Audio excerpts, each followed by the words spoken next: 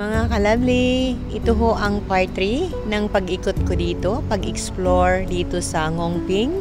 Papunta tayo ng Polen Monastery. Ayan, dito yan po sa Hong Kong. Ikutin natin ang lugar na ito. Ayan, antabayanan nyo lang. Maya-maya, let's go. Magdasal ho tayo. This is my first time na magbisita ho ako dito. Ayan. Let's go, tara! Ito ho ang front ng papunta ng Polen Monastery. Ayan. Ikutin namin.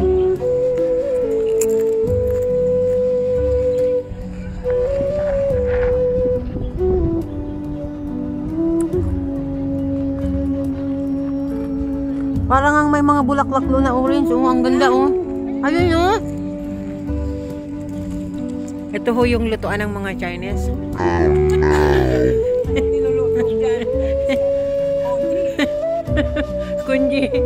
Kunji ho ang niluluto dyan.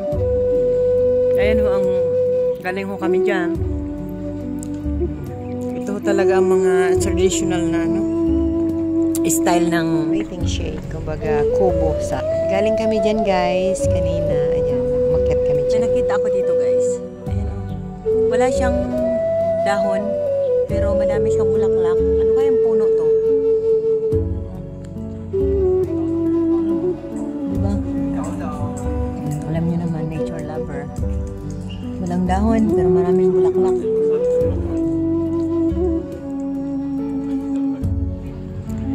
Ito yung likod. Ayan, papunta kami dyan. May mga palm tree. Ayan o, tingnan nyo o. Ano to, saging? Saging na may puso. Hello! Hi! May ano o.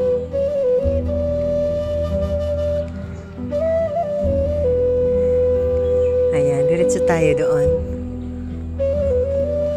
Ano kayang ano to? Saging.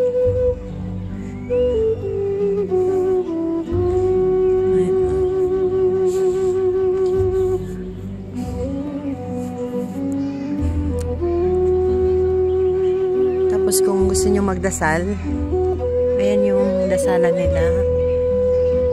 Ayan. Kaya pala sabi ko mausok dito kasi dito pala nagdadasal yung mga Chinese.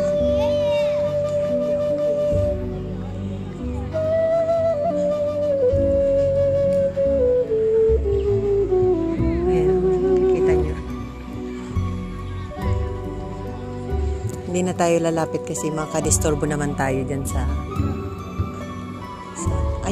alam ko. Tapos ito daw yung drum na nagaano ng swerte.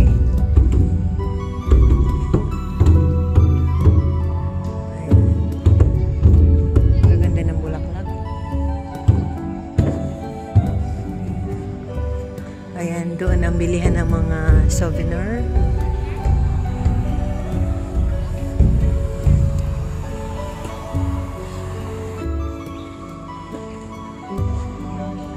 Pwede din bumili dyan ng sisindihan nyo. Ayan. Polen Monastery Grand Hall of 10,000 Buddhas. Ayan pala yun.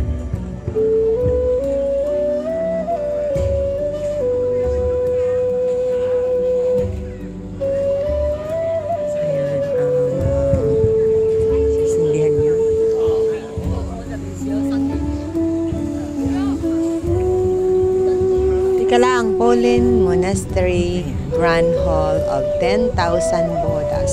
Papunta ko doon. Napakalawak ho ng lugar na to.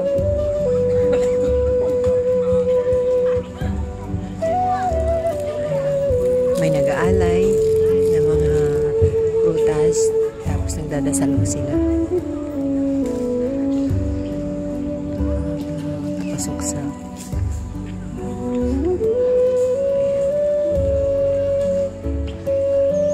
Grand Hall po pala dyan. Yan po pala ang Grand Hall. Dito ho ako dadaan sa exit.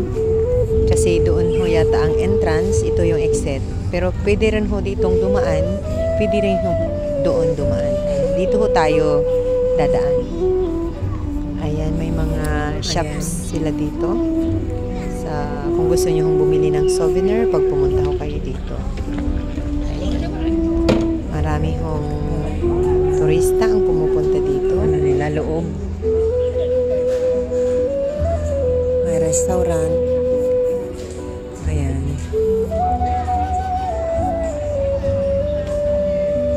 Diba ho, ang ganda. Ayan, papasok tayo dito. Ayan. Picture taking.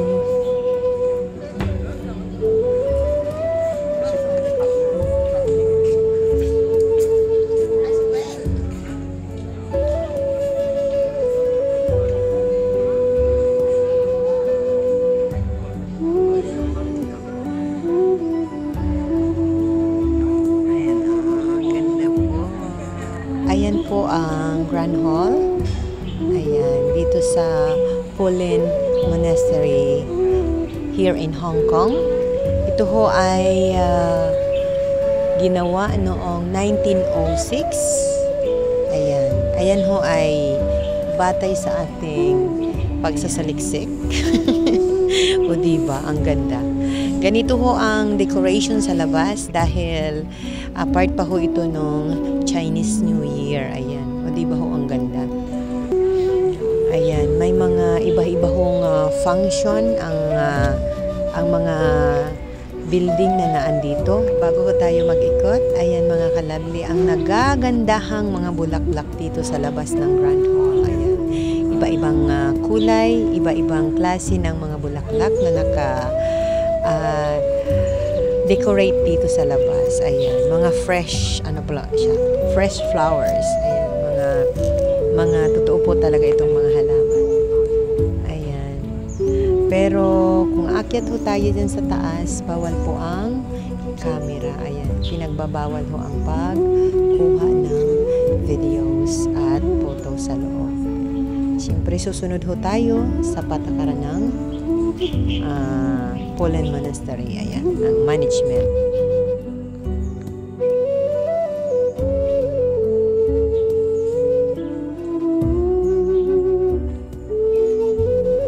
Pwede din hong pumasok dyan, kaya lang ho ako ay hindi napapasok kasi hindi ko po alam kung makakalabas pa ako dyan. Joke lang po.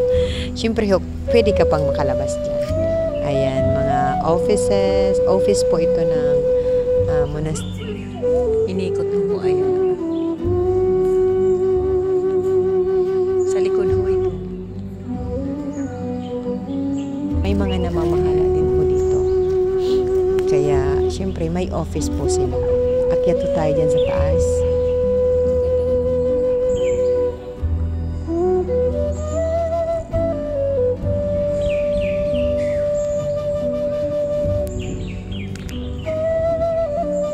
Maririnig niyo ho ang ano ng mga huni ng mga ibon.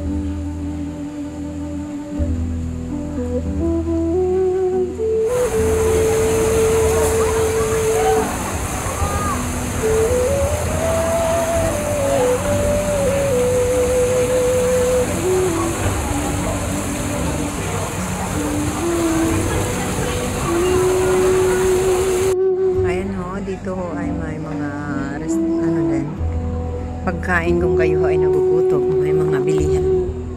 Shops. Food shop. Restaurant. Ganda ho, di ba? Ganda.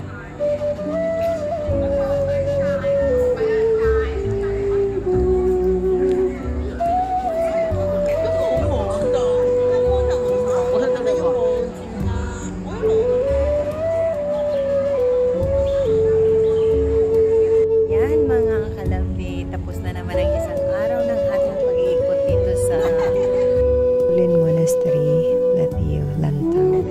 Ayan, sana ho na-enjoy nyo yung pag-ikot ko sa inyo at pagpakita sa pagbisita ko po dito sa Polin Monastery. Dito sa Hong Kong. Ayan. Ayan ho. Ayan ho. Ayan. For those who are new on my channel, please don't forget to subscribe. Hit a like, comment, and share. Thank you so much.